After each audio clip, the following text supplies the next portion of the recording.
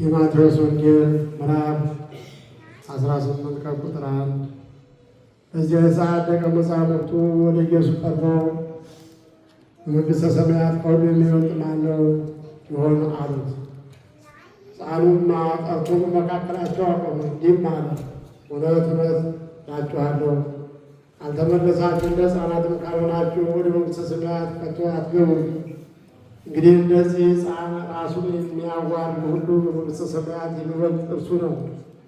እንደዚህም ያለውን እንደ ሕፃን በስሜ የሚቀበል ሁሉ እኔን ይቀበላል። በእኔም ከሚያመን ከእነዚህ ከታናናሾቹ አንዱን የሚያሰናክል ሁሉ ወፍጮ ድንጋይ በአንገቱ ታስሮ ለጥልቅ ባሕር መስጠም ይሻለው ነበረ።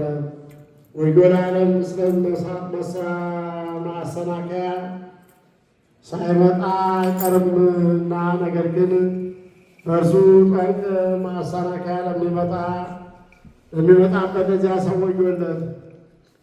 እጅህ ወይም እግርህ ብታሰናክልህ ቆርጠህ ከአንተ ጣላት። ሁለት እጅ ወይም ሁለት እግር ኑሮህ ወደ ዘላለም እሳት ከምትጣል ይልቅ አንካሳ ወይም ጉንድሽ ሆነህ ወደ ሕይወት መግባት ይሻልሃል።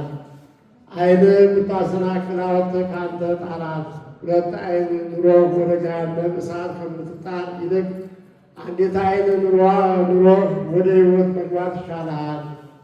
ከእነዚህ ከታናናሾች ጋር እንዳትነጥቁ ተጠንቀቁ። መላእክቶቻቸው በሰማያት ዘወትር በሰማያት ያለውን የአባቴን ፊት ያያሉ እላችኋለሁና። የሰው ልጅ የጠፋውን ለማዳን መጥቷልና። ምን ይመስላችኋል? ለአንድ ሰው 100 በጎች ቢኖሩት ከእርሱ አንዱ ቢባዝን 99ኙን በተራራቅቶ ሄዶ የባዘነውን አይፈልግምን? ቢያገኘውም እውነት እላችኋለሁ ካልባዘኑት ከ99ኙ ይልቅ በእርሱ ደስ ይለዋል።